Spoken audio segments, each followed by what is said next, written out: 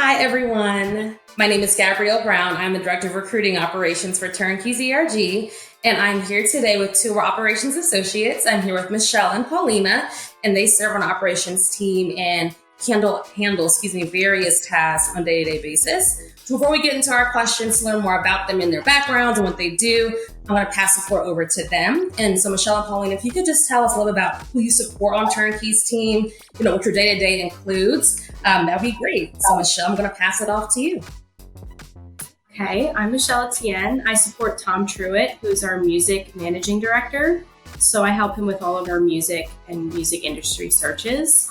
My day-to-day kind of looks like doing a lot of research, kind of keeping up on music trends and things like that, staying on top of what's going on in the business, researching clients and candidates for Tom, and updating our ZI platforms with candidates and things like that. Lots of research, but it's lots of fun. Thank you, Michelle, for sharing. So firstly, I'd like to just say thank you for providing us with this platform just to get to know us, and I appreciate the time from everyone. My name is Paulina Dyko, and so I support the chairman and CEO of TurnkeyZRG, Len Perna, Diana Bucino, who is in finance and accounting, and Rick Alessandri in media and sports tech. So in supporting this wide range of people and lanes, one of my favorite things about my day-to-day is that 2 days are never the same. And so some days are filled around prospecting lists, research, writing position descriptions, while others are focused on scheduling with clients or candidates and being included in the interviews. Awesome. And Paulina and Michelle, you both support very different individuals, very different lanes and tasks. And so you see a lot of different interviews and many resumes. And so if you could think back through all the resumes and interviews you sat on, what would you say is one tip you have for someone trying to update their resume or someone preparing for an interview? Check your spelling. That's really important. Yeah. It shows how detail-oriented you are.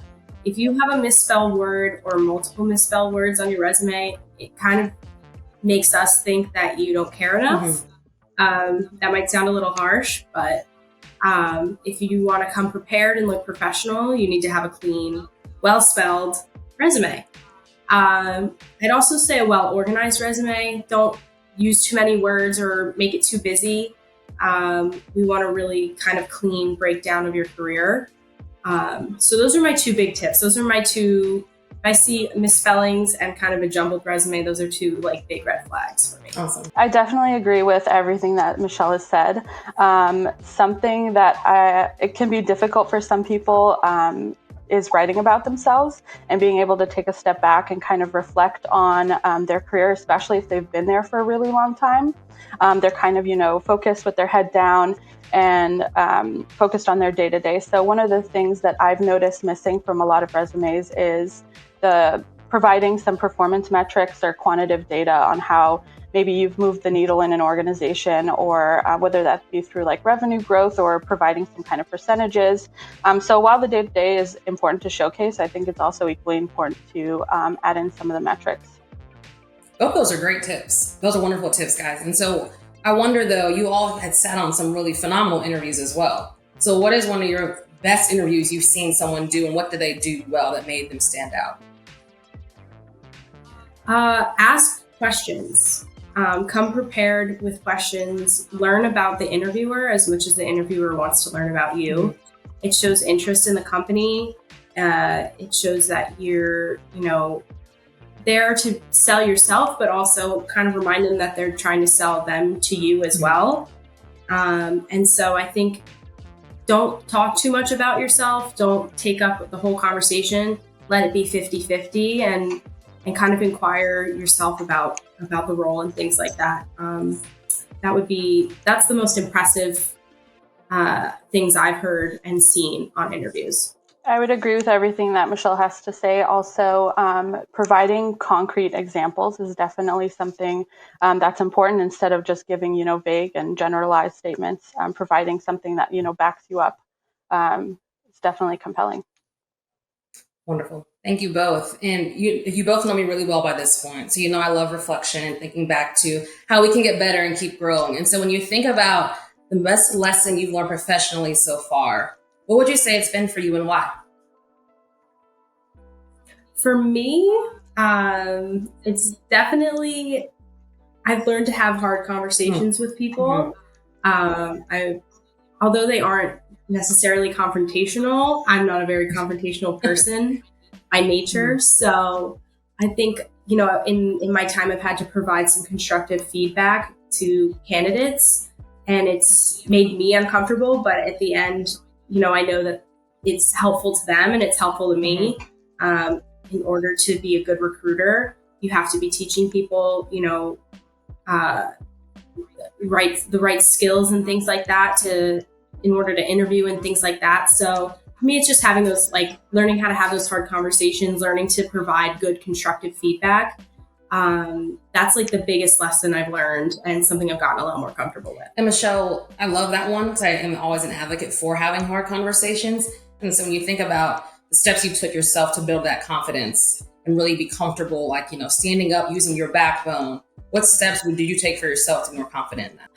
I think just it comes with being confident in yourself and what you know. It comes with understanding that I think I can get in my head about things, and I worry about hurting people or, offending somebody, but understanding that I know that I'm coming from a good place, and I know that I'm coming to teach and also learn from that person. So for me, it's just having more trust in that, the outcome's not going to be bad or no one's going to be mad at me or anything like that. More just that it's beneficial for both parties, and trusting in that and trusting in myself a little bit more.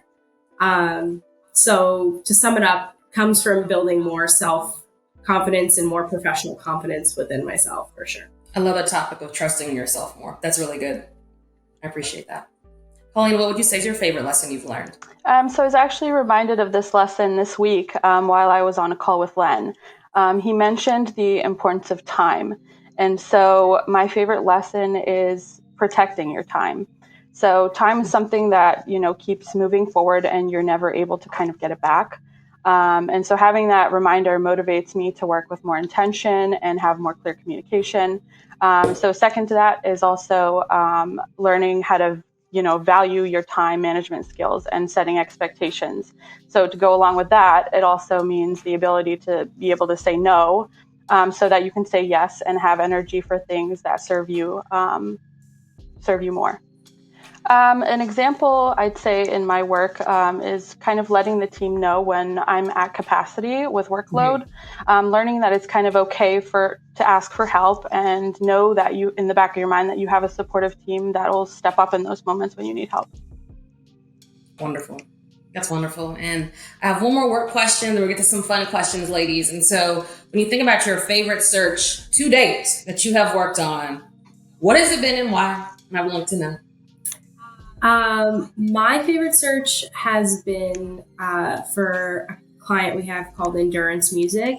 I worked really closely and also I was way more involved in this search. It was for a label royalty manager, which is basically music accounting, but it was really fun because I got to do recruiting on that search for the first time. So it was the first time I was really getting on the phone with candidates. And just kind of really, really fully integrated in the process. And that was really fulfilling for me. And it was just fulfilling all around, being able to see somebody that I had initially, vetted and recruited and brought into the search end up get a job from it. Awesome. And be able to, provide him with a new opportunity was just really fulfilling. So that one is my favorite so far. But I'm excited for more to come. I'm sure I'm going to have more fun ones coming up. That's awesome. So for me, it's actually a current search that I've been involved with, where the client is kind of made up of various owner groups. And so it's been my first experience in participating in these discovery calls. And so this meant scheduling 30 plus calls to get together with each group member and ask specific questions on who they'd like to see in the next role. So it was very interesting for me to hear directly from each group and what they're looking for, and ultimately helped in writing a really robust and detailed position description. So just from that one example, I kind of understood why we take the time to focus on the discovery process. And for me, like letting everyone's voice be heard is very important to that process. Absolutely. And what I think is interesting about both of your explanations is that you both said something was your favorite for two different reasons, right? Michelle, you got to see the process all the way through, kind of be more, very close to the candidates. Paulina, you're seeing more of an operational, I would say, effectiveness side to scheduling and managing different, clients. And so my next question really ties into that, is that your roles, while they're the same title, can vary in how you see success, and how you see, high days, how you see low days. And so when you think about success for you in this moment, how would you define it? For me, success is just feeling fulfilled and happy with my day-to-day work. I'm not really looking for, a big payoff or a big paycheck or anything like that. I'm really looking to feel like internally fulfilled. I think that in recruiting, it can be really fulfilling because you are effectively helping people make a life change. And you're helping better people's lives through that. And that's the most fulfilling thing for me. And if I'm happy, if I'm feeling like I'm adding to the world, then I think I'm ultimately very successful. That's sort of what success is to me. I love that. Very internally driven.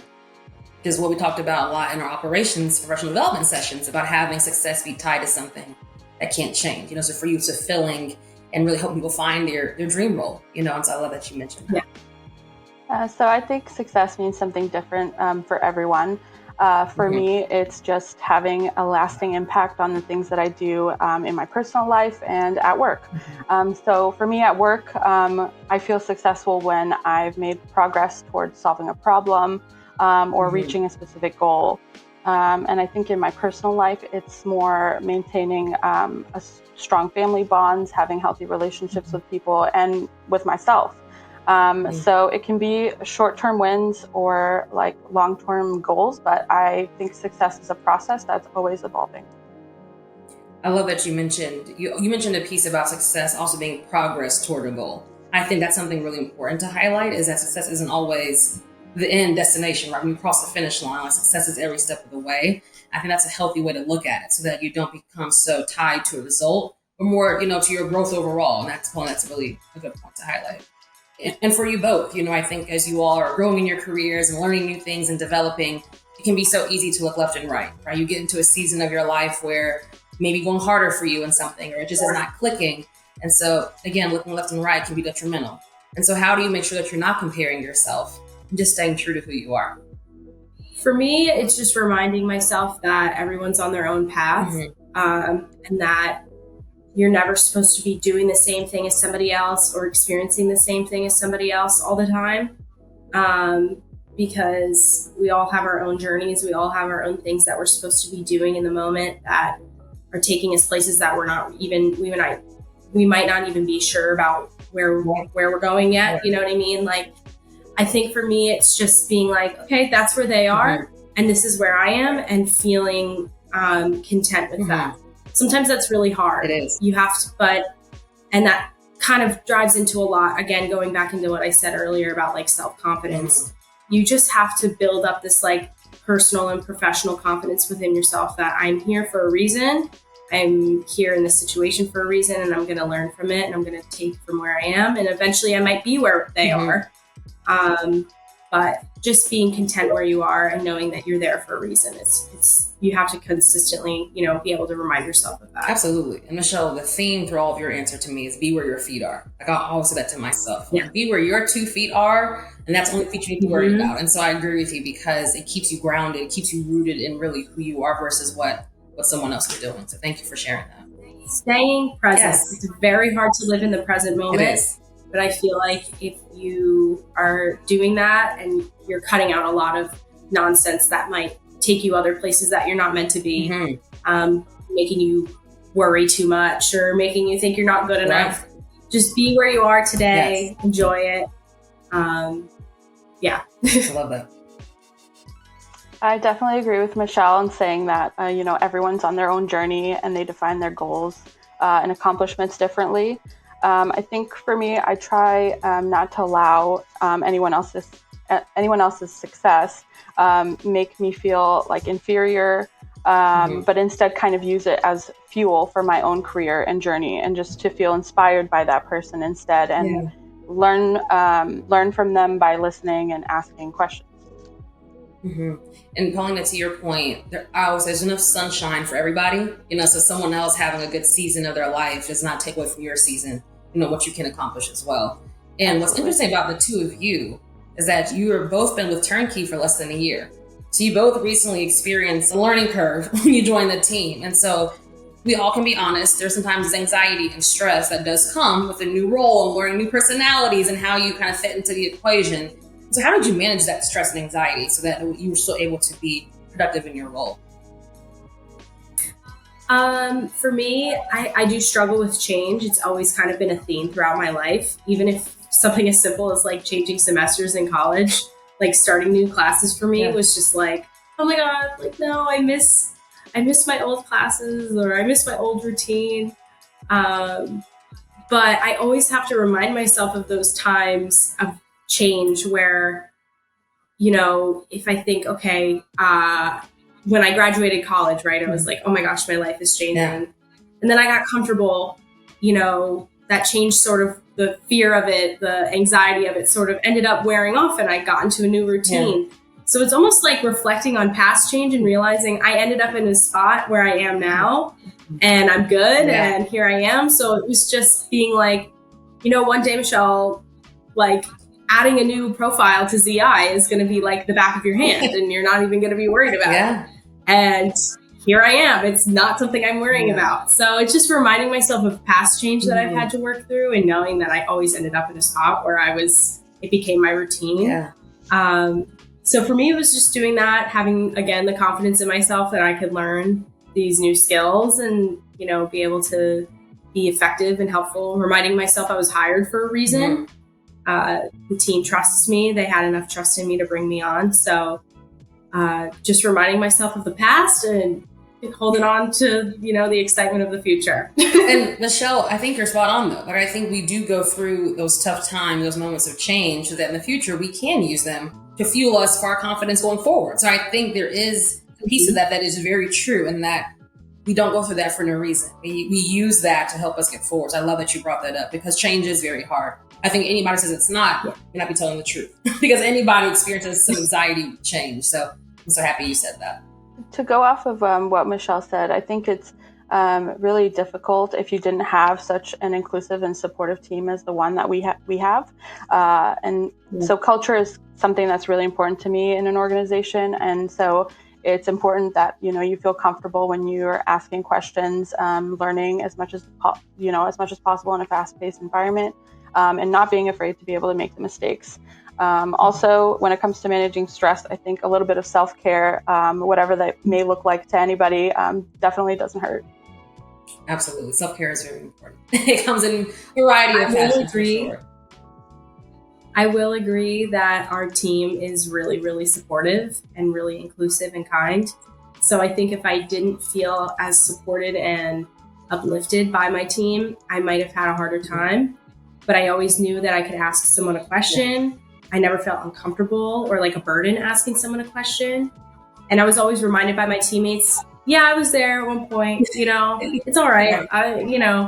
I really think also just the environment and the company culture also really, really helped me feel less stressed, because I knew I always had someone who had my back and wanted me to succeed. Absolutely. And Michelle, you kind of segued into my next question. So thank you for that, because I have a stat to share in that 56% of women identify as a perfectionist compared to 43% of men. And so when you hear that statistic, one, how does that make you feel? And two, how do you combat that so you can stay true to yourself, as you both mentioned, in a role like this? I would self-identify as a perfectionist. I definitely always I'm always kind of hard on myself about my work, mainly just because I want it to be quality. And I think my reaction to that statistic is that it's not necessarily a negative thing. But I do think that it could reinforce certain stereotypes about women over men. But I do think it sort of shows, that women might be more meticulous or things like that. I think it could highlight certain differences there. But I wouldn't look at it necessarily as a negative thing. That's interesting.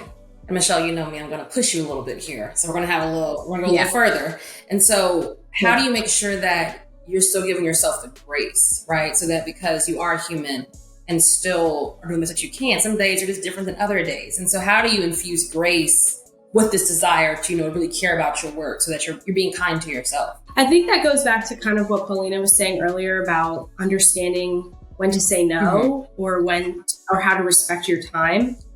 I think I know that like me being overly, feeling maybe as a perfectionist, I might allow myself to overwork or go overtime, and stress myself out with that. But I think it's important to sort of infuse that it's okay to say no, it's okay to understand your bandwidth, and it's okay to lean on your team if you need help. Right.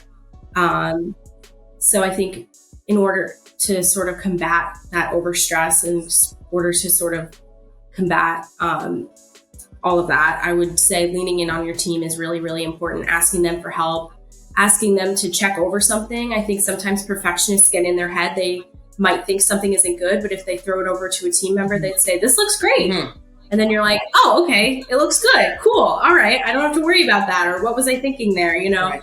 So I think leaning in on your team, which is something we're really able to do here, is a way that I combat that and a way that I'm able to sort of respect my time and gain more clarity and confidence on my work. Awesome. I also agree with what Michelle said. I don't think maybe the label of being a perfectionist is a bad thing. I self-identify as a perfectionist myself. With saying that, I am also hard on myself. But knowing like when I make a mistake, the next time I know that I won't make it again. And that kind of fuels me and fuels my growth.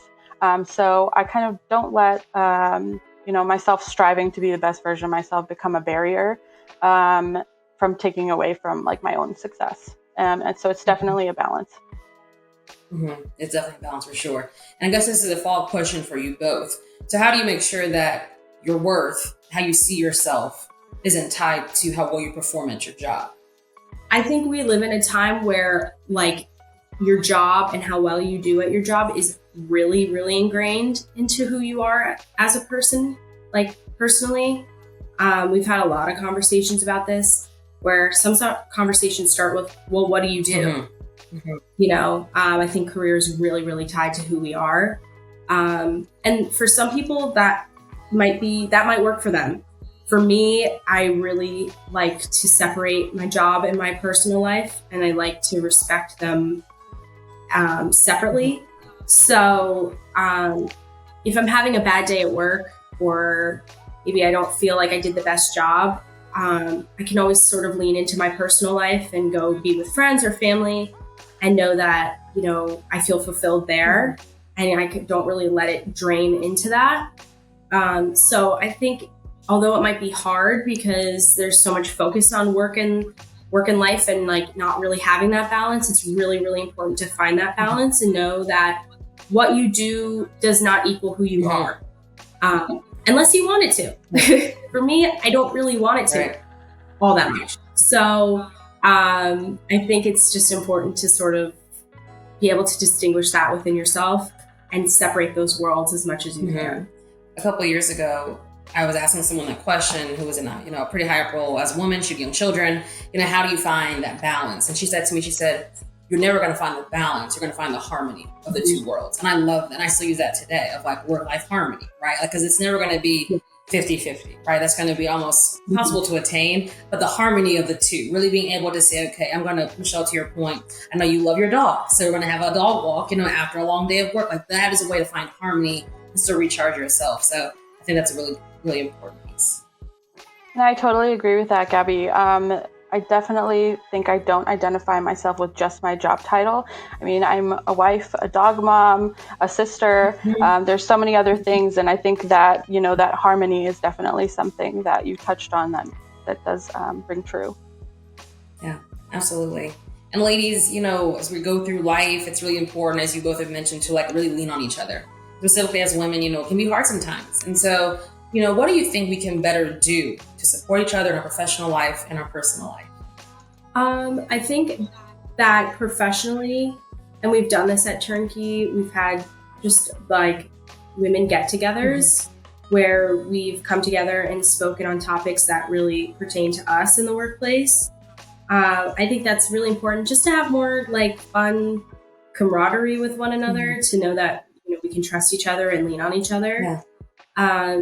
And I'd say in friendships too, just showing up, being open to having conversations and hard conversations with your girlfriends, and things like that. I think just showing up for one another and letting everybody know that you're there for them is really, really important. And I think an example probably in the professional setting would be, when you're in a meeting, providing everyone with the opportunity for airtime and to have a voice without being interrupted.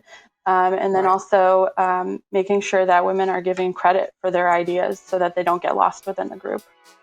Absolutely. I love both of those answers so much. And I thank you both for being so open and honest and sharing today with us. And I'm so grateful for your wisdom and your advice. And so I know our audience will be as well. So thank you both for joining me today.